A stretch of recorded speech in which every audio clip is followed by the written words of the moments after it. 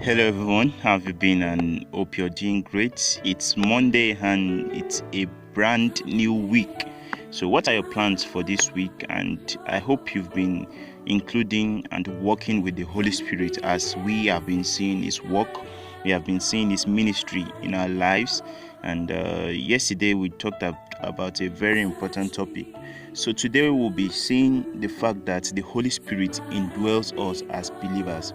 And what do I mean by Holy Spirit indwells us as believers? And if we read from John chapter 14 verse 17, it says, He is the Holy Spirit who leads into all truth. The world cannot receive Him because it's not looking for Him and doesn't recognize Him, but you know Him because He lives with you now and later will be in you. And if we read Romans chapter 8 verse 9 as well, it says that, but you are not controlled by your sinful nature. You are controlled by the Spirit if you have the Spirit of God living in you. And remember that those who do not have the Spirit of Christ living in them do not belong to Him at all. And 1 Corinthians 6:19 says, don't you realize that your body is the temple of the Holy Spirit who lives in you and was given to you by God? You do not belong to yourself. So from these different verses which we just read now, we could testify and we could conclude and we could agree that we are the temple of the Holy Spirit. This is a very popular verse, but one thing we should know is that the Holy Spirit wants to dwell in the body of many of us, in everybody's, like He wants to dwell in everybody. But the question is, are we willing to let Him in?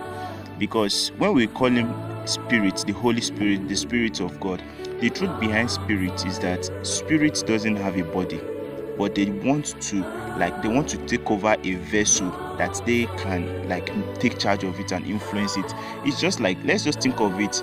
Satan himself is a spirit, but he can't operate in this world unless he indwell in a person, and he make use of that person's body to perform whatever it is that it is his agenda. So is the Spirit of God.